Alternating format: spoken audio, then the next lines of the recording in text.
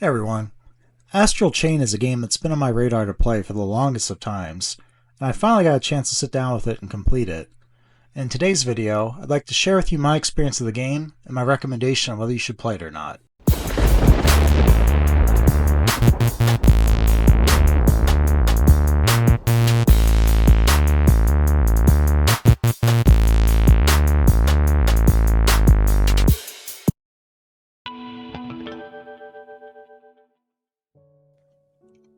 Astral Chain is a game set in the near future, where humanity is on the brink of extinction.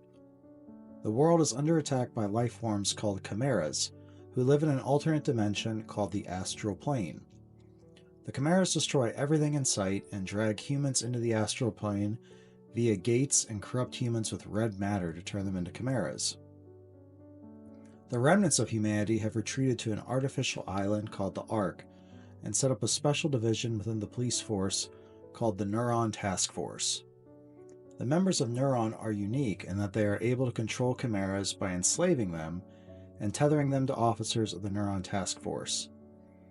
These chimeras utilized by Neuron are then rebranded as legions and assist Neuron officers with combat and investigations. The player assumes the role of one or two twin police officers who join Neuron early in the game. It's worth noting that whichever player you choose to play as doesn't really have any dialogue or expression throughout the entire game. This leads to a bland main protagonist, and I found it really hard to connect with the character as I was playing.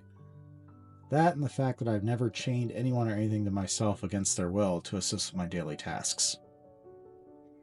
Now, I won't go too in depth with the story as I don't want to spoil anything, but the narrative takes place over 11 chapters. Initially, I was pretty drawn into the story, but as the chapters progressed, I realized I had figured out the main plotline of the story about midway through the game, and then became confused by all the other random things happening in the game between Neuron, Red Matter, the Ark's government, the Astral Plane, and chimeras. I felt like the writers tried to take on too much with the story. It's like a painter who adds too many colors to the canvas to the point where no one color sticks out and everything starts to look drab and unappealing as it blends together. For what it's worth though, the game is ambitious and it does try to tackle existential topics such as the fate of humanity and the blurring of lines between order and freedom. At the crux of the storyline is a pivotal ethical dilemma that characters must face, and each of the main contributors to the story all have varying views on how best to proceed. This ultimately forms the core of the storyline, but is unfortunately sometimes overshadowed by all of the other sub-storylines that seem to distract the player from the main focal point of the game.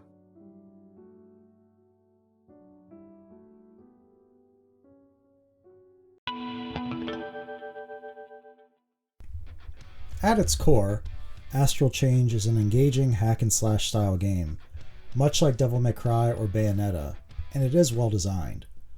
The game progresses at a decent pace, and it offers a fair amount of challenge without being unfair. Unfortunately, I can't say the same about the control system. This game makes use of literally every button on the Switch controller. When using your Legion in battle, it will have you holding the ZL button, while moving the left control stick, while rotating the right control stick, and pressing the A button before holding down ZR.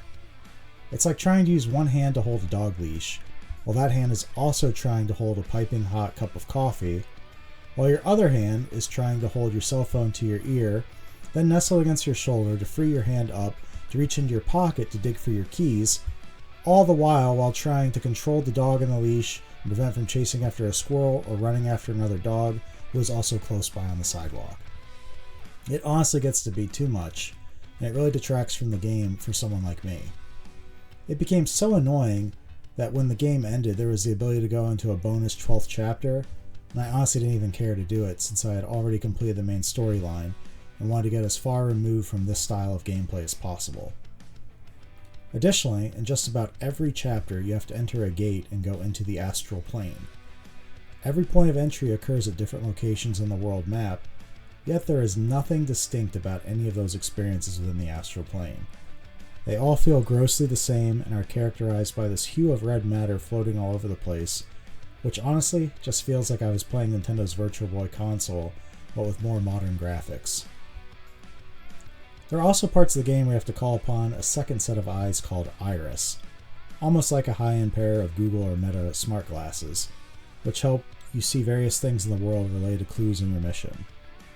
Switching between Iris and normal view helps add a level of variability to the game, as you need to use the Iris to see certain switches or to activate which people you need to talk to, but in a game plagued with overly complicated controls, this just seemed to add another unnecessary complexity into the fray. So this game is a Nintendo Switch exclusive, and it runs pretty well on Switch.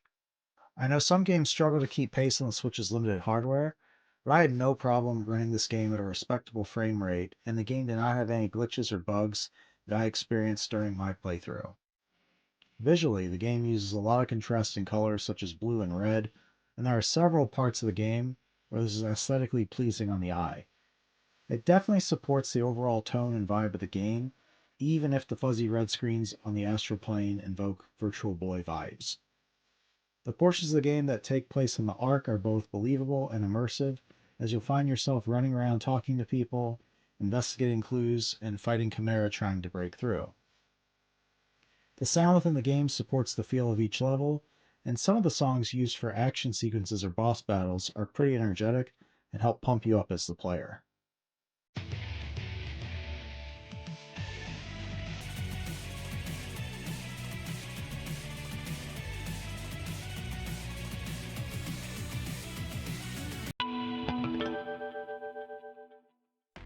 This game does offer a decent amount of replayability.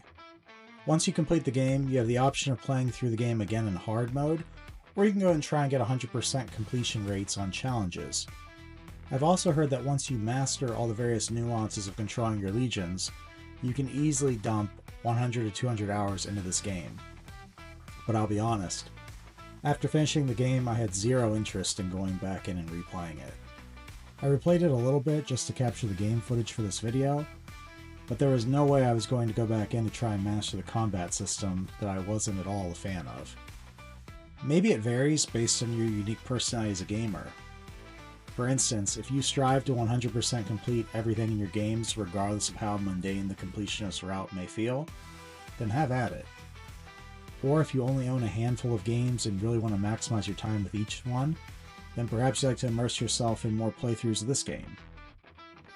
As someone with an ever-growing backlog of games like myself, I just couldn't bring myself to start another playthrough of this game, nor did I want to.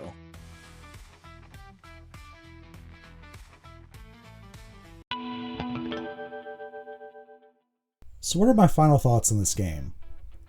Well, this is a game I've heard about in gamer circles for years. Everyone talks about this as such a great game and will tell you have to play it.